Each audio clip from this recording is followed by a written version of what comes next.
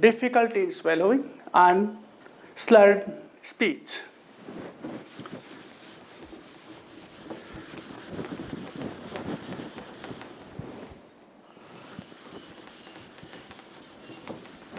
Now I will talk about the diagnosis of Guillain-Barré syndrome. Diagnosis of Guillain-Barré syndrome is based on clinical impression found by clinician by taking proper history. Clinical impression by history and clinical examination of the patient of Guillain-Barré syndrome, and biochemical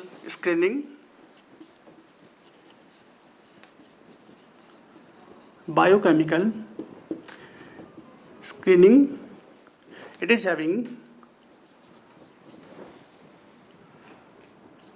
CBC, serum electrolytes,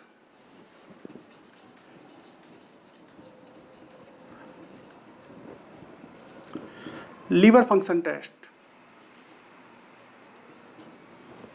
CPK, creatine phosphokinase, and ESR. So these lab examinations are performed in a patient of Guillain-Barré syndrome as biochemical screening. After this, the treatment, the diagnosis part is having some other mainstay of diagnosis is electromyograph and neuroconduction test. These are performed by introducing needle electrodes. These are 5 needle electrodes which are introduced in a muscle at different parts or in different muscles at various distance. So in nerve conduction test, in nerve conduction there are slow conduction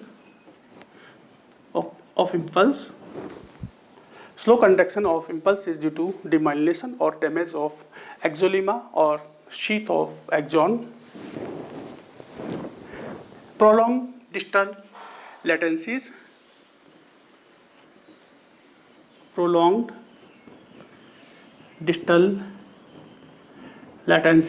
Especially compound muscle axon, compound motor axon or muscle axon latency, action potential, compound muscle action potential latencies, temporal dispersion, and prolonged F wave.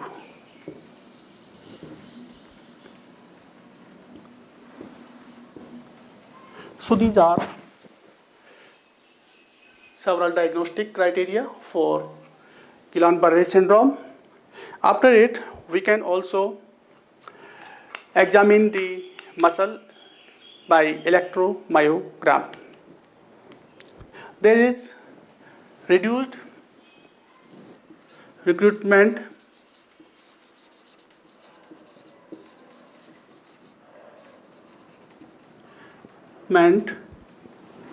by muscles. It can be seen in electromyogram. We can also examine the neuromuscular junction of respiratory muscles. It is seen in form of maximal inspiratory pressure, and vital capacity. These are performed to examine the neuromuscular patency of the respiratory muscles.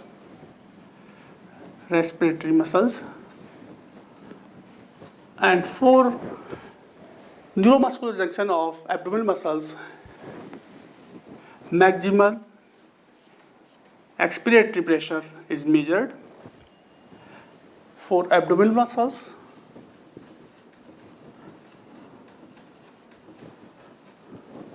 And for bedside quick diagnosis, there is NIF, negative inhibitory force. It is having normal value of 60 centimeter of water. When it fall below 20 centimeter of water, then ventilatory support is essential. Ventilatory support is needed. So to examine the respiratory muscles neuromuscular junction, there are maximal inspiratory pressure and vital capacity. For muscles of abdomen, there are maximal expiratory pressure. At bedside, negative inhibitory force is measured. When it is more than 60 or 60 centimeter of water, it is normal. But when the value of NIF is below 20, ventilatory support is mandatory.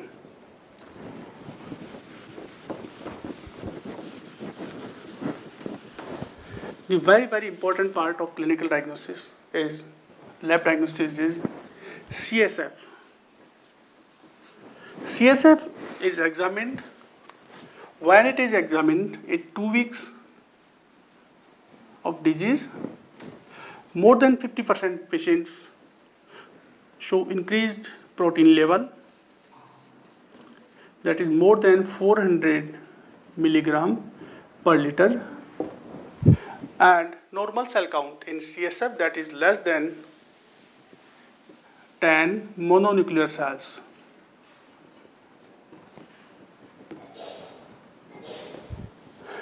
When the CSF examination is performed by 4 weeks, then the 98% patients show the same results, that is increased protein and normal level of mononuclear cells.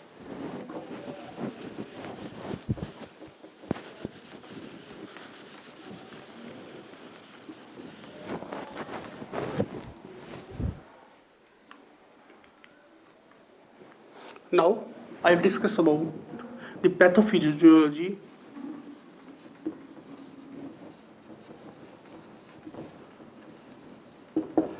It is a demyelinating acute inflammatory disease. So, demyelination and damage of axonema is seen in peripheral nervous system and peripheral nerves. There are some antecedent infections. I have already discussed Campylobacter jejuni, cytomegalovirus, EB virus, HIV, obstetric and surgical procedure, vaccination, and most latest Zika virus.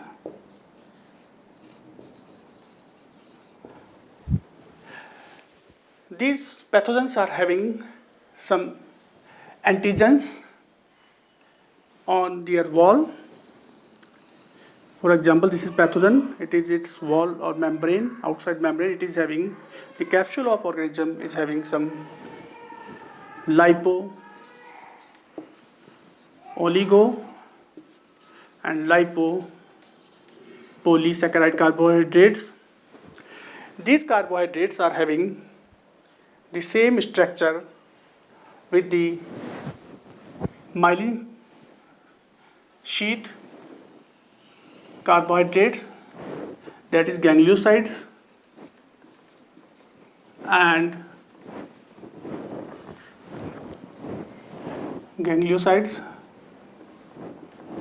other carbohydrates which are having GM, GD1A, GD1B, GQ, and GT. The antibodies, that is IgG type of antibodies, are formed against these lipo-oligosaccharides and lipopolysaccharides. These antibodies which are formed against the capsule carbohydrates of the pathogen are having molecular mimicry. A term used is molecular mimicry. This molecular mimicry is having action against these carbohydrates, and these immunoglobulins or IgG type of antibodies which are formed against these pathogens will damage the myelin sheath of peripheral nervous system, which are formed by Schwann cell.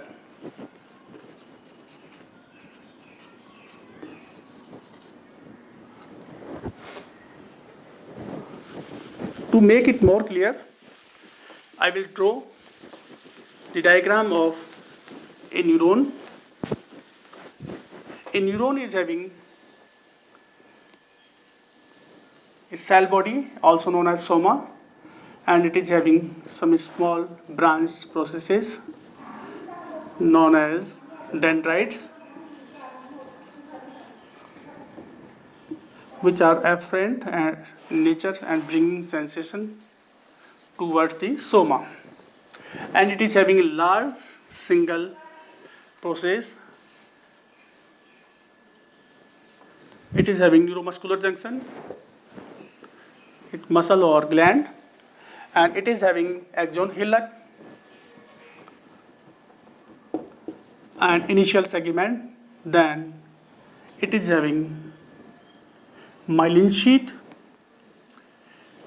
This type of covering, which is formed by the Schwann cell, is known as myelin sheath, and it is having some known myelinated areas. These are known as node of Ranvier, and these are myelin sheath.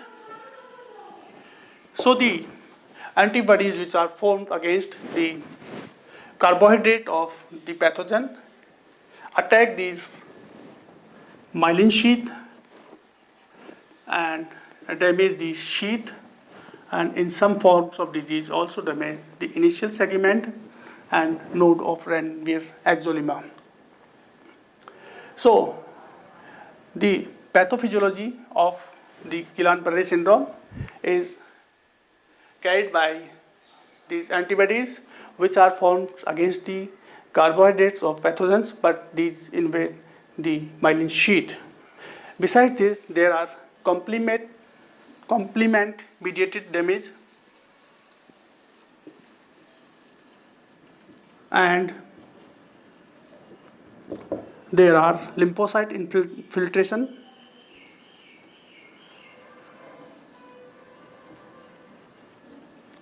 at the site of myelin sheath and node of Ranvier and initial segment of the neuron axon, and it is macrophage mediated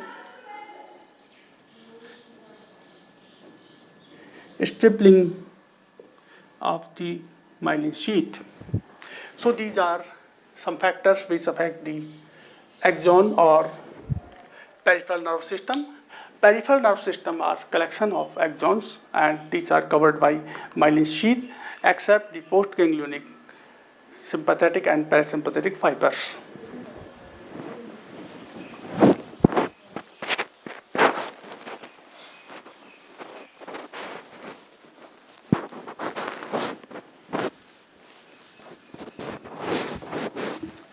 Now I will talk about the different variants of the Guillain-Barré syndrome. There are mainly 4 types of Guillain-Barré syndrome. First of all, it is AIDP, that is acute inflammatory demyelinating polyradiculoneuropathy. Acute inflammatory demyelinating